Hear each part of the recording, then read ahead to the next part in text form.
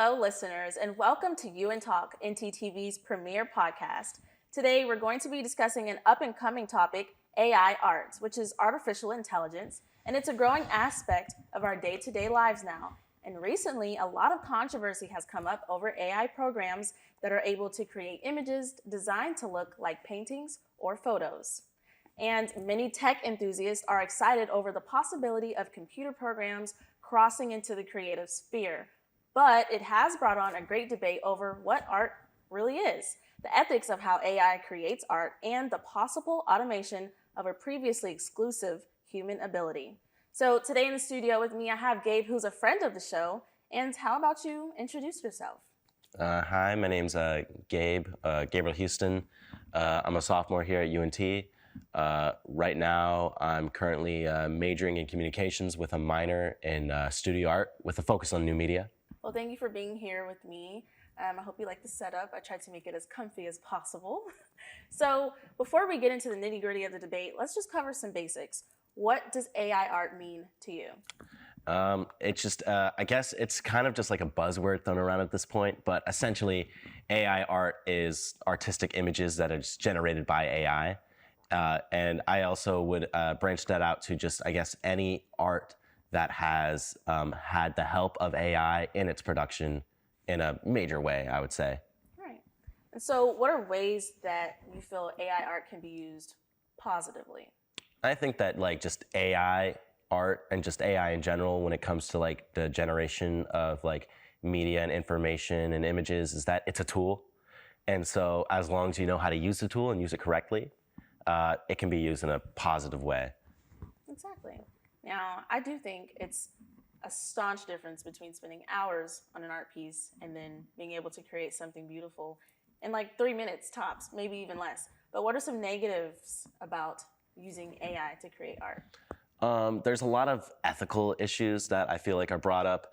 Another big thing is that because AI art is such a hot topic and such a big sort of hot button, big new fad thing, Right. There's a lot of just non-artists coming in who are just using it for like just quick grabs and just cheap thrills. Like it's happened the same thing with like NFTs of just like non-artists coming in because they want to cash in on this new technology. So Right. we're gonna see that, and it may or may not. Like I don't know if we've reached our climax with it yet. All we know is that the AI art is gonna get better. I agree, and I highly doubt that we've reached our climax because actually an AI art creating program was first created in 1973, and that was by Harold Cohen. And obviously since then, it's advanced exponentially to me. And so I realized that you said non-artists are now coming along and trying to take advantage of the software. So do we think that it's easy or hard to distinguish between AI-generated art and human-created art? I think sometimes it really depends on the model that you use, but a lot of times, especially when it's getting better, it is sometimes difficult to distinguish. There has been many controversies very recently of people like who are actual artists, and then they started like copping out with AI art, and people like notice immediately due to like style changes and just this like jump and technical ability. Like you got better overnight. How'd you do that? Yeah, exactly. And I'll elaborate what I mean by like non-artists is that like they just don't. A lot of these people just don't know the processes or have like the right concepts that apply, Right. and so they go in there just to create a pretty image or think that like a lot of people talk about like AI art is going to take away the job of all artists, and it's like no. AI art, like for instance, I'll talk about like concept artists. Character concept artists have to draw characters and multiple different poses and angles and designs and outfits and costumes, and AI is not at that level where it can consistently produce like the same like I guess concept over and over. It's like it's not getting there because Right. just because the only job for artists is not just making a pretty thing to put in a place. It's all pretty. Exactly. No, there's multiple. It's way more diverse in terms of like jobs that artists can do that AI is not there yet in terms of doing. Like it can't create multiple concepts that are consistent that would be used in design. Right.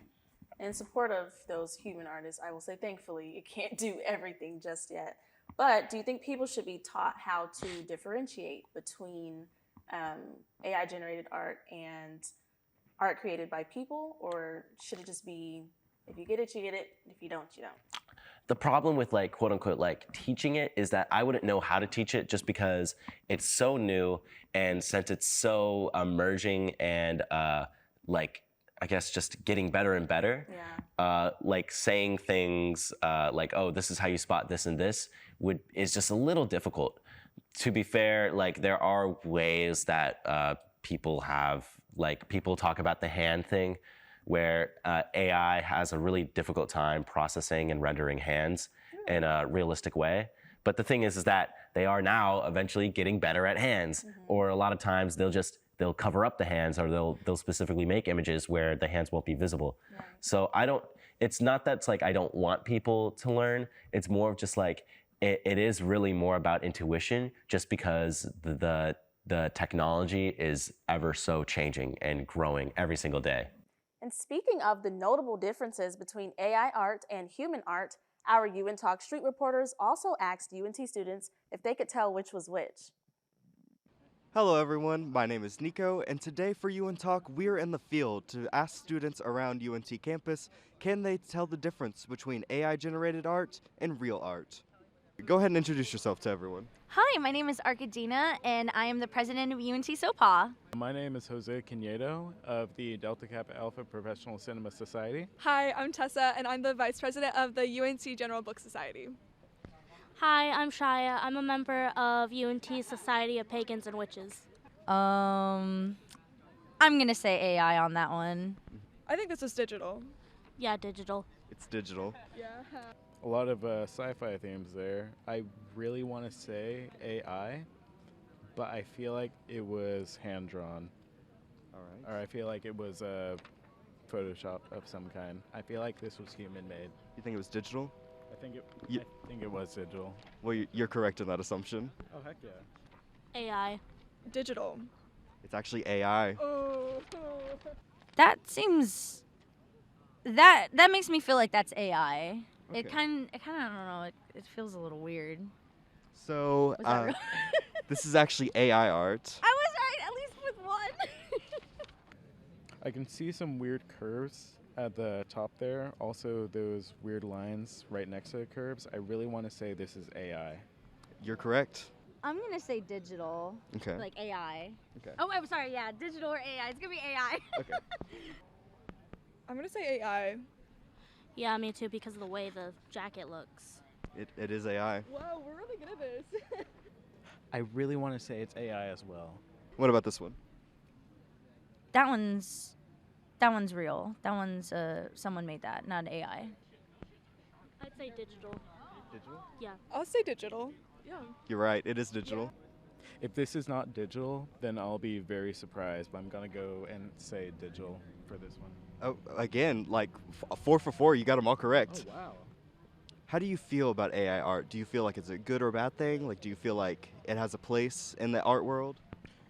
I feel like AI art has a place in making things easier for us to design or for us to create, but I do not think that has as good of a quality as human digital design. I think it is a really cool technology, and like it can be really good for people who don't have access to like digital designers and stuff like that. But also, I think it shouldn't be considered art. I don't think that it should be monetized because of the fact that it's taking a bunch of references from a bunch of people's art, and a lot of the time it's copying it. But I feel like it can be used as like placeholder assets and like stuff like that. Well, there you have it. Our guests today were able to tell the difference between AI art and digital created art. However, this is still a difficult topic as of yet. We're still diving into the world of AI art, and we'll see where it takes us. Back to you, Olivia. Despite the legal matters to everything, do we think that those who are creating these programs to generate AI art, that they're more so disvaluing the essence of, I'm going to say, true art? Not technological art, but true art. Do we think they just don't value that genuine artistic ability anymore? No, I don't think so. Especially considering like we've had many art movements in the past that have appropriated works in different ways, and I think a lot of people have had the same sort of reactions to that. I'm in terms of like copyright, like I know you talked about like legal stuff, but I believe that like people should be allowed to take and use whatever they want to use to just create new and important things. Like I'm all for like copyright abolishment, honestly, in terms of just like, because, you know, I use a lot of appropriation in my art, but it just depends like on the mindset that the person who is creating the art has. And like I said, just like there are a lot of ethical questions when it comes to like permissions and stuff such as that. But the thing is that like, even if that person doesn't like it, it is transformative. And that's like the big thing, is that there's a transformative aspect to it. Right. Even if that transformative aspect doesn't require much physical or mental effort. I want to transition into what, or if there are any situations that AI art should be preferred over a real artist's work. I can't think of anything, just because I can't think of like a specific situation. I think first and foremost, the only thing that really stands out to me is just, say there's a huge buyer, right, and they need a astonishing painting of the Eiffel Tower, and it needs to be done by, let's say, 20 minutes from now. It can be a sketch. A human can do a sketch of the Eiffel Tower, but to get every minute detail, I think AI art would be a lot more preferred to get that done quickly, if that makes sense. So the concept of time comes. Yeah, but I would say right now, AI art can, how big are you saying this image are they asking? Let's say as large as this black panel. AI cannot do that right now. Really? Make that big of an image? No, not right now. Okay, so what if we're computing it in the system, and then we just print it off at like Walgreens and say, hey, supersize this to this? Then would AI be preferred over humans' work? It would depend, especially, well, just because like what I said about the AI image generation, we're not at that point where something that high resolution can be made. Mm-hmm. If you were to blow it up, it would be a little bit of a blurry photo. Android type of vibes. Yeah, it would be a very like just kind of blurry photo, and I feel like you would see a lot of artifacts, and you would also just see just a lot of weird kind of just, I would say burps in the AI where something just looks a little off. During this time, are there any softwares that might be able to join together? Like I know you said you've worked with one. Mm-hmm. You said it was called Crayon or Crayon. It's called it's called Dolly Mini. Okay. There's also Dolly. That's a big one.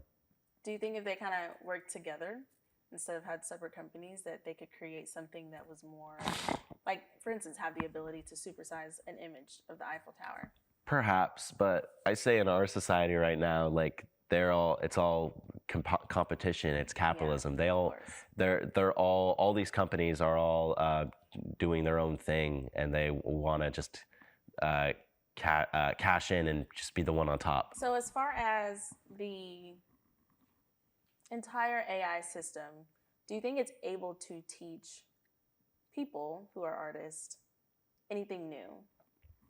I think it can. When it comes to creating art, yeah. I think it can be very good for thumbnail generation, for generating thumbnails or getting like a good idea out to just see like what are some ways that like I guess the certain concepts that I'm playing with or that I have in my head could interact with each other. Right. I feel like that's a big one. But once you bring along AI on that process, doesn't it become more, I'm looking to this robot for ideas instead of my own artistic inspiration? I mean, yeah, but I don't think there's anything wrong with that. Oh, okay. Like technically it is, you're still putting in all those prompts. Right. So you're still putting in those ideas that the robot is then spewing out. And like I said, with like in terms of using it for like thumbnail generation and such, you're still taking those thumbnails and then putting your own spin on it. And so let's talk about maybe have you generated anything that you deem, okay, this could be put into a competition from AI's art generator? No, not for me personally. The times that I've used AI art, I've used it as a basis for other things.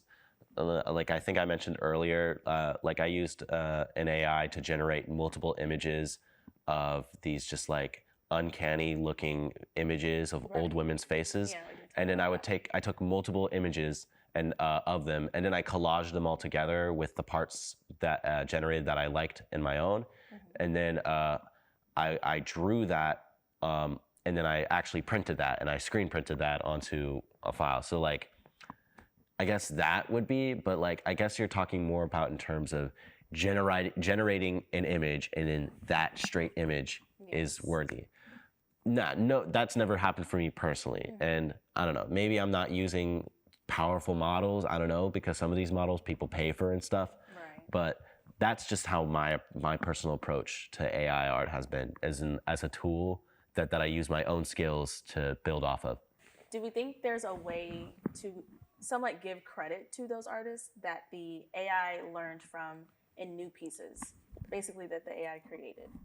That's where it's difficult, because right now, how the AI generates the images is that it doesn't tell you, oh yeah, this is where I pulled this and this and this and this. It just generates the image.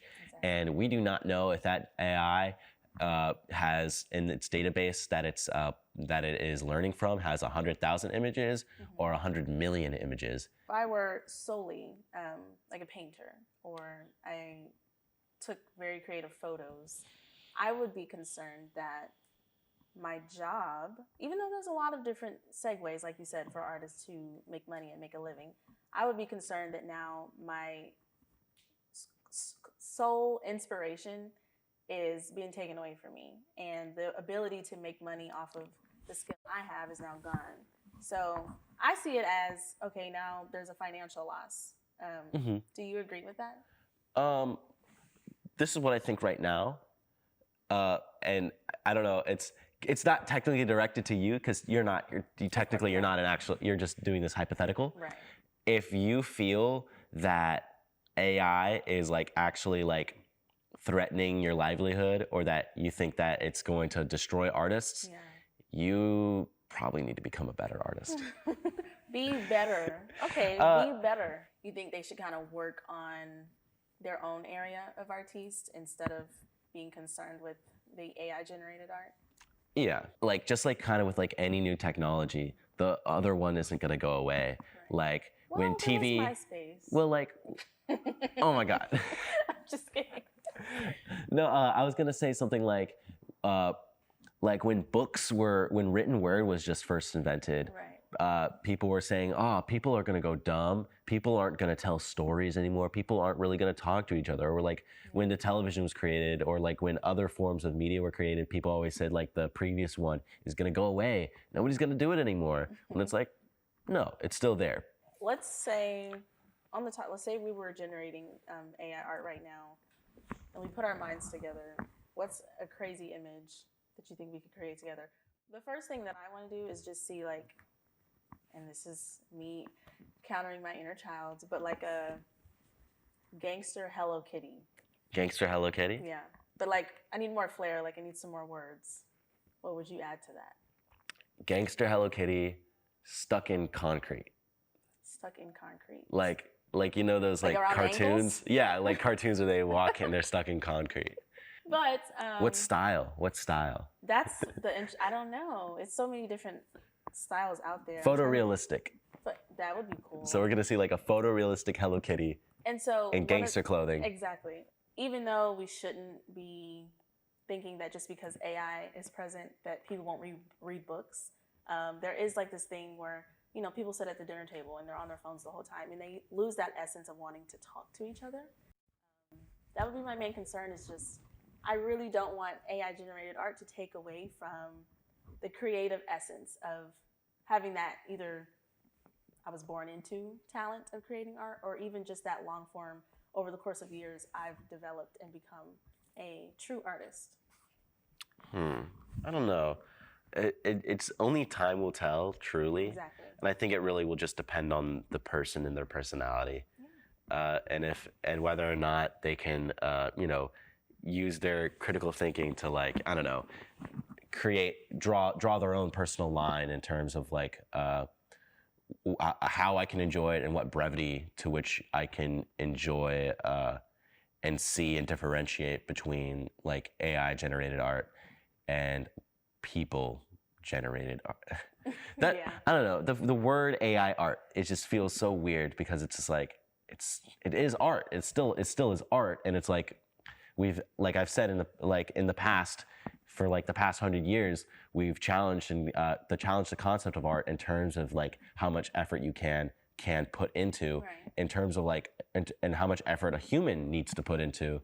So it's like, is AI art just a natural progression of challenging that concept of art, and how much effort, how much actual, like, creative input does a person need to put in, Right. to create, I guess, impactful art. Well, is it? Is it not? We'll have to leave that question up to our viewers, but it's been a great talk, and I've really enjoyed the debate with you. Thank you. I really like your opinions. I think that sometimes people are just scared to accept, and I feel like you calling it a tool lets you escape that boundary of we need to be scared of robots. Yeah, whenever a new emerging technology or fad comes up, a lot of people tend to just be very, like, go quick to being reactionary about it. But it is best to just approach this with the most nuance and understand. Just because, like, a lot of people, like, online, they just see the same images being generated of, like, boring medieval women and like really boring anime art all in the same style, and I guess just don't realize that it can do more than that. It isn't just creating a picture. It is a tool. It's a tool that you can use to expound upon and further your art more if you want it to. It's all about how you use it. All right, that's the end of our time here today. That also concludes UNTalk's 8th season. Such a relief, but I'm kind of sad. So on behalf of our crew, I would like to thank you all for sticking with us, and we hope to see you next season. If you want to keep up to date with UNTalk, you can find us at ntTV. ENT stands for ntTV Entertainment on Instagram, and UNTalk on Spotify, Apple Podcast, and any other podcast platform that you listen to your podcast. Thank you for being with us today, and goodbye, listeners.